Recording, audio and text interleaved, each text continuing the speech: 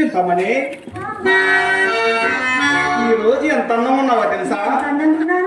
మల్లె తోటలో మల్లె పూల దగదగ మెరిచిపోతున్నావు.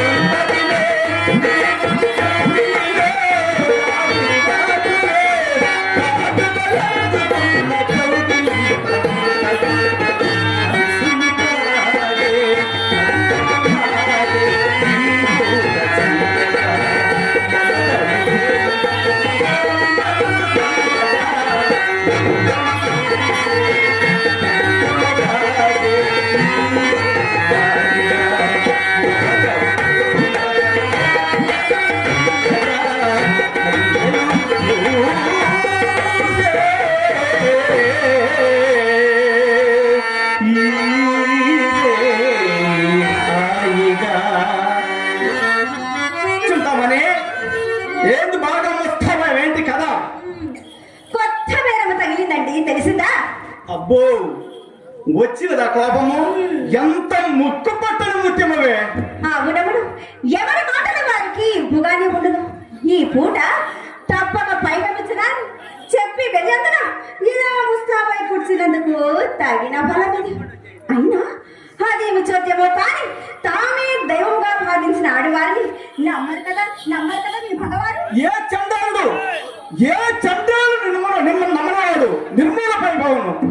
ఏదో హాస్యమున కన్నా మాటలకు అంత అలుక ఎందులకు చింతామని. హాస్యమునకు హద్దులుండాలండి. ఓనేమో పొరపాటే, నాది పొరపాటే. మరి ఆ సుబ్బారావు గారు ఎందుకు వచ్చినాడు? నేను చూసినాను.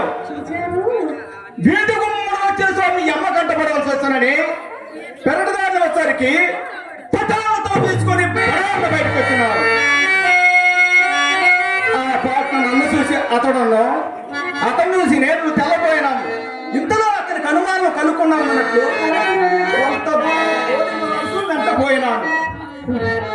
అతని రాకుల గురించి ఇతడు అడిగే ఉండను. అతడు ఎవరు ఏమి చెప్పారో తెలియకుండా ఇతనికి నేను ఏమి చెప్పినట్టు వచ్చింది. ఇవి వెలియాల తెలివితేటలు వెల్లడిసే ఘట్టములు కాంట్లు పలకరించారు. మరి ఎందులకే తీస్తున్నా అతను అడగకపోయిదిరా? అడిగినాను. ఏమన్నారు? మేళము కావలసి వచ్చి తిని అని చెప్పినాడు. చెప్పినారు కదండి, మరి చెప్పినారు కదండి. మీకు నా సందేహమా? చెప్పినా కోపగించుకోను కదా. కోపమా? నా ఎంతేమైనానో తప్పుడున్నాడు కదా. అదే మాకంటే మేళము కొరకు వచ్చిన వాడు విచ్చలు విడిగా వీధి గుమ్మన పోక అదరచు బెదరచు పెరటి దాన్ని పోవట ఎలా నా సందేహం. అబ్బో, వచ్చిన కోపము. మరి ఆసనట్టు కూడా అతన్ని అడగకపోయిందిరా? అడుగుదామనుకున్నాను. ఇంతలో బాల్యమిత్రుడు ఒకబడి బహుకాల సమావేశము వల్ల పరమాధర్మము చేత కుశల ప్రశ్నలు వేస్తూ వెంటపోయినాను. అబ్బబ్బబ్బబ్బ. సరే సరే, ఆ సంగతి కూడా నేనే చెప్తాను రండి. మేడమ వరకు వచ్చిన తన్ని మా అమ్మ మేడ మీదకు తీసుకుని వెళ్ళదు. ఇంటికి వచ్చిన వారికి మర్యాద చేయాలి కదా అని కుర్చీ వేసి కూర్చోమని చెప్పి తాముల మీద మొదలు వచ్చిన పని వదిలిపెట్టి ఏమీ వదిలేసిన అప్పుడు నాకు కోపం వచ్చిందండి. నేను చక్కగా మేడ కిందికి వచ్చేసాను.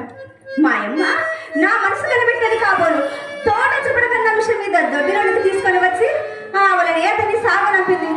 ఏమండో మీరు నమ్ముడు నమ్మకపోండు నీ మాట వేదముగా నేనెప్పుడు నమ్మలేదు. నా ఎందు నీ వెన్నను నలుసంత అబద్ధమాడమని నా నమ్మకము. మీతోడనే కాదండో, అసలు నేను ఎవ్వరితో అబద్ధమా?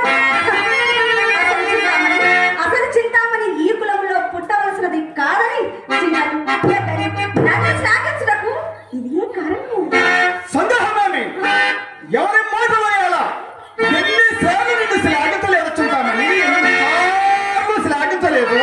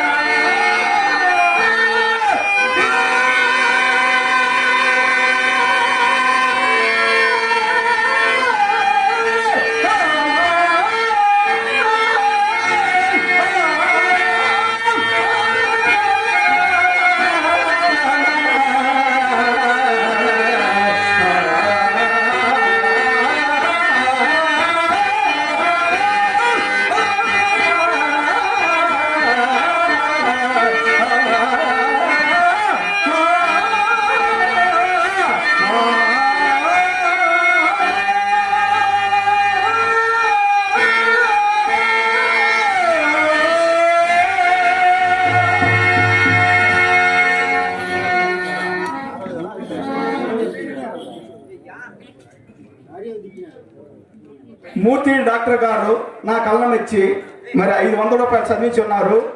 వారి నా కళ్ళమ్మ తల్లి ఆ పరమేశ్వరుడు ఎల్లవేళ కాపాడాలని మనస్ఫూర్తిగా కోరుకుంటున్నాను.